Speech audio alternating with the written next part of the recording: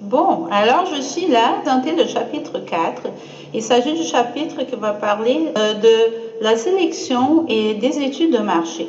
Alors ce chapitre, il est très important parce qu'il s'agit d'une façon de systématiser votre démarche ou planifier votre approche vers l'internationalisation de vos affaires.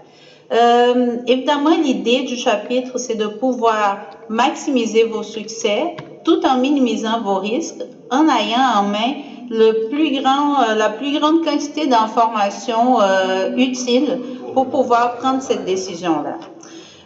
Nous avons plusieurs façons de voir, évidemment, la collecte de ces données. Et cette démarche systémique, elle part surtout par une stratégie de ciblage où on va essayer de se poser la question, est-ce que nous voulons être réactifs face à une opportunité du marché ou bien est-ce que nous voulons être plutôt proactifs et avoir une stratégie planifiée à court, moyen et long terme où on va pouvoir aller collecter différents types de données dans différentes sources et pouvoir avoir une idée de quelle est la meilleure stratégie pour pouvoir accéder à un marché. Ces études de marché-là, on va parler énormément évidemment de qui nous sommes, notre produit. Alors, il y a toute une collecte de données faite d'abord au sein de l'entreprise pour qu'on puisse savoir comment on se place, où sont nos plus grands avantages et quel type de public cible ce serait le mieux indiqué pour pouvoir acheter notre produit ou service. Une fois que nous avons fait ça, il y a toute une démarche pour pouvoir choisir quel est le meilleur marché. Et cette démarche-là, elle part dans un premier moment par une collecte de données secondaires où on va essayer de comprendre quelles sont les normes culturelles du pays, quelles sont ces questions économiques, sociodémographiques. Et toute cette collecte-là va nous donner une idée claire de l'adaptabilité ou comment notre produit il s'en sert bien dans le contexte de ce marché-là. Clairement, cette démarche d'étude de marché va pouvoir nous dire quel est le marché le mieux indiqué parmi une vaste gamme de marchés possibles.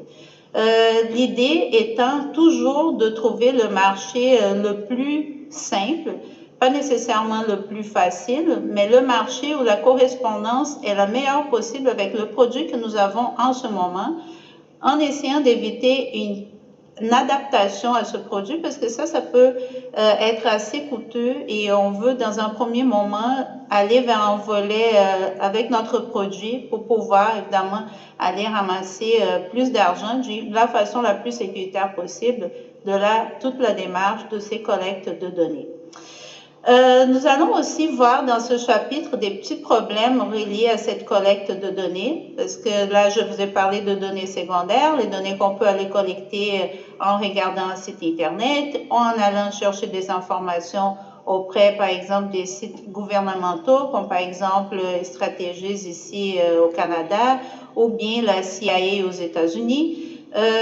Cependant, il y a un deuxième volet, c'est la collecte de données primaires, où nous allons essayer de trouver des informations plus précises et plus pointues par rapport à notre consommateur ou notre client. Et cela implique ou bien, par exemple, l'application des questionnaires.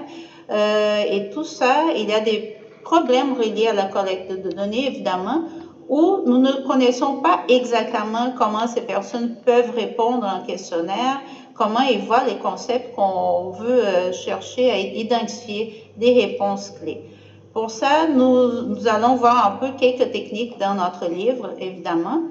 Et pour finaliser, l'analyse des données, comment on va le faire, qui ferait ces types d'analyse-là, c'est une autre question très importante à prendre en considération, étant donné que la personne qui va faire l'évaluation, elle peut avoir un biais d'interprétation par rapport à un pays à un autre. Alors, il faut toujours pouvoir être bien outillé et systématiser sa recherche.